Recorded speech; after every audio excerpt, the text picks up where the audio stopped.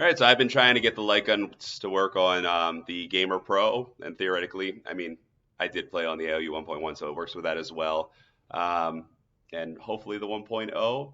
But I wanted to make a video because I was watching the one from a year ago. P-Dub's video was a huge stepping stone, helped walk me through this, and but there were a few things that I think I had to do differently. Again, I didn't watch that closely, so it could just be I missed everything. So I wanted to make an updated video just kind of as a supplemental piece of material to his video, or just something to get you up and running real quick. This is not polished, so it's just pure information. I do talk about some of my troubleshooting, just to kind of help you as you go along. But in the end, I hope you have fun playing with your light guns. So we're on Altimark's website here, and they're the ones that make the Aimtrak Light Guns. And I just wanted to show the two options that you can get. There's first the Aimtrak Light Gun without recoil. This is just a basic light gun. Everything that you need is in the package, and really that's the gun, which connects with USB to the Gamer Pro or ALU, or any other Legends device, hypothetically, and also the sensor bar, which you're also going to connect to some sort of power source. That actually doesn't need to be connected to the ALU, but you do need to power it by USB. The Aimtrak light gun with recoil is pretty much the exact same thing as this, except it comes with the ability to have a recoil function. And that is, remember the old, when you were in the arcade and you got that, very, very basic haptic feedback is basically kind of like almost like a solenoid shooting back at to kind of try and simulate a gunshot, kind of. Anyway, it's a cool feeling. I like it. I think it's fun. But when you buy this, not only is it a little bit more expensive and also currently harder to find, you also need to purchase an additional power adapter for this. So just keep in mind that you're not only going to pay the price for the gun and the LED or the sensor bar, but you're also going to have to purchase an additional power adapter if you don't already have one. All right, so if you already have the gun and you just want to get started here, you'll see the base price of the recoil is 120. I think it's 90 without, or 95 without recoil. Plus, there's shipping charges in there, and most likely you're not going to get it from their website, but you may.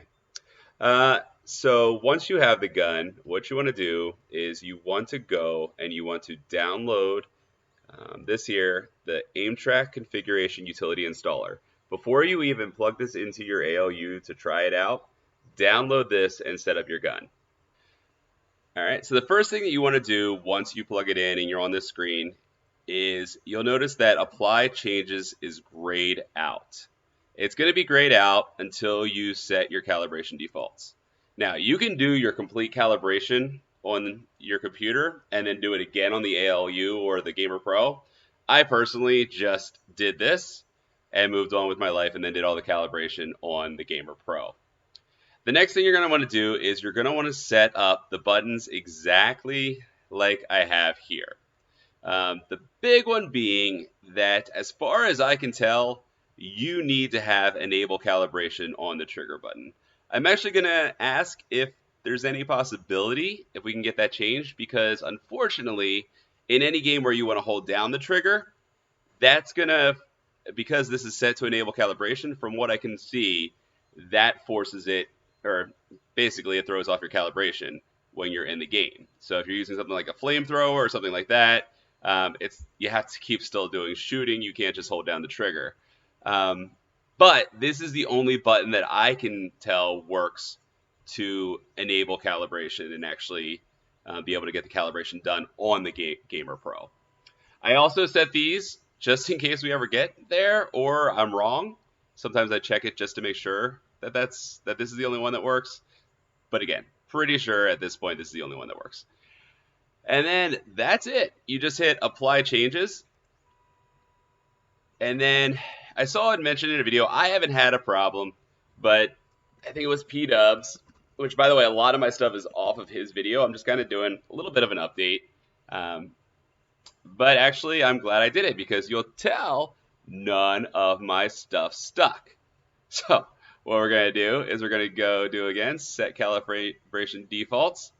And I'm going to G button 1, G button 2.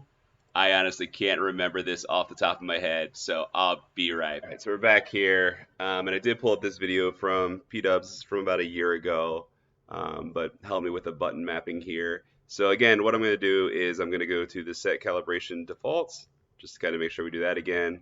I'm going to go here, undo that. I am going to leave enable calibration here because, like I said, that's in my testing, all I could do was use that to actually calibrate. GP button 2, then GP button 6, leave it as is, GP button 3, GP button 4, and GP button 8, and then we'll do enable calibration on that. I don't know why, because I can't get them to work, but I'm just doing it in case they ever do work, as I think I said before. Then I'm going to go to apply changes, and let's hope this time I'm going to X out and go back in. And yes, it stuck. So you want to make sure it sticks. I think what might be the difference here was before I plugged in the USB after I was in this menu. And this time I had the gun plugged in before I loaded it up. So you might want to have the gun plugged into the USB before you load this up. But either way, always good just to back out, go back in, make sure the settings stuck. So the next thing that we're going to do is we're going to head over to the Gamer Pro here, but the same thing should apply to the ALU, and go from there. Now we're over at the Gamer Pro. Sorry, my camera kind of did some weird things here, so I'm doing audio after the fact. But basically, all I did was I plugged, I have a powered USB hub over there that's connected to the Gamer Puck, and I just plugged the USB of the light gun right into the powered hub there. I'll throw up a link. I like it. It's got a lot of inputs. I think it's like 4 and 8, so 4 powered, 8 USBs. But then, or data, and then all you do is you go in the settings menu over to light gun calibration, and go ahead and click on that. I did verify here that the start button or the trigger is the only button that will fire the calibration check. So don't hold down on any of the other buttons, just hold down on the trigger, and it should be the trigger pointing at the screen. And that will start the calibration process. The calibration process consists of basically holding down the trigger to get it started. It's going to float up to the left, upper left hand side of the screen. You're going to shoot that. Then it's going to float to the upper right hand side of the screen. You're going to shoot that. Then it's going to shoot down towards the bottom center of the screen. You're going to shoot that. And then at that point, you're done. If you have issues on the bottom one, my recommendation is to step a little bit further back. That usually helps. You do want to be about 6 to 7 feet away. As far as sensor bars go, you can use the one that came stock. As far as I can tell, it works fine. You mount it on the top of your TV. If you don't like that one, I personally had just a Wii USB that I used, and I like that as well, so I kept that one up there. But I don't know if I really noticed enough of a difference between the two. And so what happened here is, as I'm calibrating, I'm finding out that the sensors aren't picking up my gun very well. What I noticed after the fact was, between this video and the next cut, was that my sensor bar was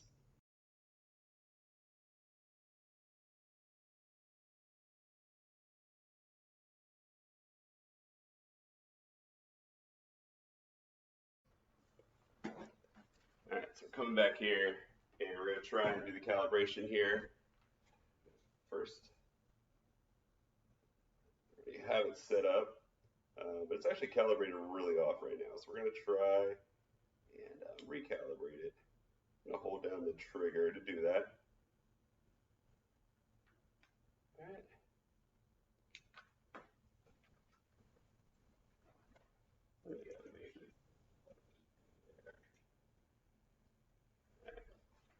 Let's try that.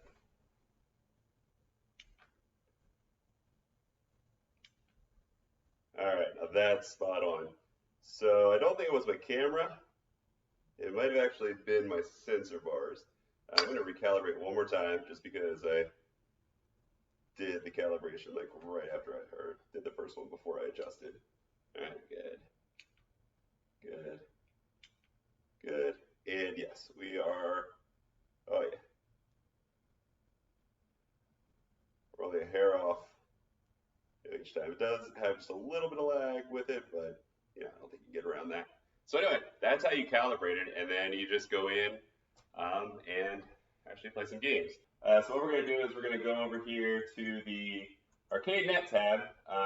You have to have a paid Arcade Net subscription to play this game, but it is built in and it does work with light guns. So it's called Dragon Gun. You may be familiar with it. And we're going to let it load up here. All right, now this button right here is mapped to my start button, so I just press that off screen, and it should allow me to start. And I'm going to shoot.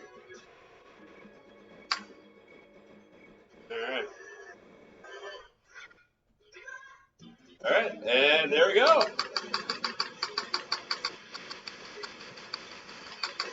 Got a little bit of recoil.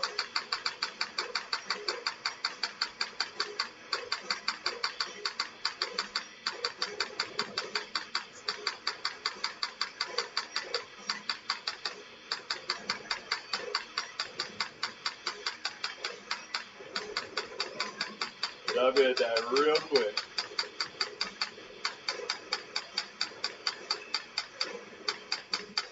Yes. But anyway, that's it. Okay, so just some other things that I wanted to point out. The one is I've seen a lot. There's a lot that goes on about not being able to play two players with light guns, and also that you have to worry about what the placement of the of where the USBs are within the hub or on the unit itself. As far as USB input goes, I believe on the ALU it's supposed to be the left, whether you have 1.0 or 1.1. I haven't really tested it, but I'm pretty sure I did both and it didn't matter. But just try both if you're having issues. On the Gamer Pro, it's not really an issue. So that's the actual USB import on the device, USB input. But as far as the place in the hub, I'm sticking them all over the place and they're not making one bit of difference. So I don't think that's an issue at all. The other one is that it doesn't work well with two-player games. I don't know if that's just an old ALU 1.0 thing. So if you have an ALU 1.0, please don't shoot me. If you buy a second gun, it doesn't work. But I have a 1.1 and a Gamer Pro, and I'm able to play two players, both Dragon Gun, which I'll show off in a second, or I already showed off. Sorry, I forgot where I was going to put this. But that played fine with two players. I did a little dual wielding video and posted it. And then also I played Alien the Gun with my kid. That was a ROM. And that also played fine with two players. So two players shouldn't be a problem. You set up the second gun exactly like you set up the first gun and just stick it in a different USB port on the hub. But most of this was plug and play, very simple. I was worried about it being more of a hassle than it was. So the real big steps is download the software, set your buttons up, make sure you have the trigger set as a calibration button, because I can't get it to work without it. And then go over to the ALU and calibrate it. Make sure you're stepping back far enough, just so you're not throwing it off. You do need about 6 or 7 feet of space. And then go through the calibration steps, and that's about it. You're ready to go. So enjoy.